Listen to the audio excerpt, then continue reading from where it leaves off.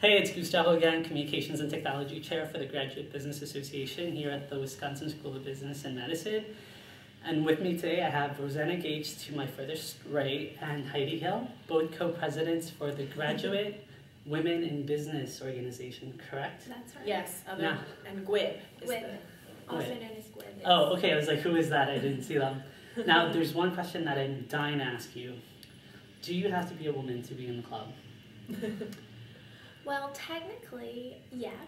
All female MBAs and faculty are automatically members of GWIB. So you don't even have to sign up if you're a woman, you're in, no dues. And so we don't have men on the roster, but we open the events to everybody. So of course, men are always welcome to attend.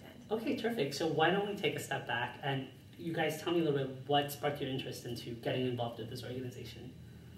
Yeah, so GWIB to me when I first got involved was really about having the opportunity to meet other women in a professional setting and just talk about some of the kind of leadership development opportunities and career aspects that go on within the MBA and after the MBA. So the fall kind of orientation, we had a great kind of get together, and that's where I first was introduced to GWIB and felt passionate about kind of taking a leadership opportunity based on that. How about you, Rosanna? Kind of the same as Heidi. That fall kickoff meeting really helped to build a sense of community, I think, for the first years that were coming in and meet the second years. And because it was just women, it was a much smaller group, so it really felt like we got to form relationships. And then I just had a valuable experience last semester with GWIB. Everything that I participated in was fun and meaningful, and we, I don't know, can we talk a little bit about our mission and Sure. kind of the aspects of it? Rosanna, why don't you talk to me about your mission? Here we go. That fits right in with kind of why I got excited about GWIB. But we do a lot of things to build a sense of community, or just to make business relevant to our members. And they kind of fall into buckets, we like to think of it as. And so we have social opportunities where we kind of get to know each other and just have fun outside the classroom.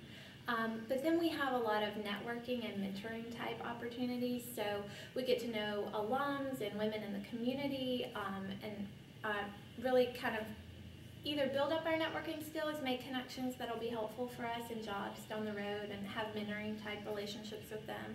And then there's a strong service component to what we do. So we work with undergraduate women in business each semester doing various events like mock interviews or panel discussions, just so we can have a relationship with them.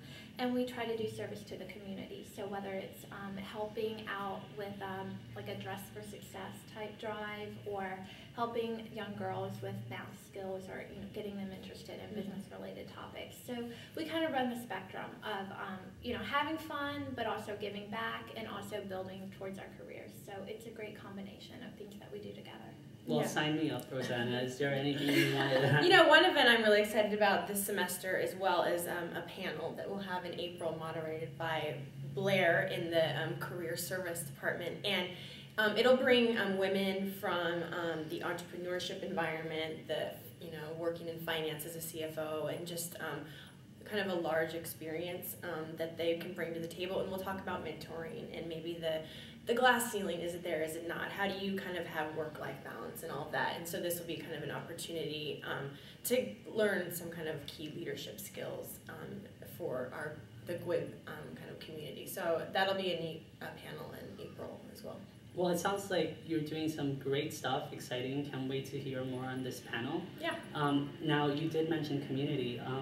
How are you able to sustain those relationships with the people that either come to the panel that have been members? How do you maintain that community going forward? You mean with people who've graduated? With either alumni or some of the relationships that you're harvesting while you're here?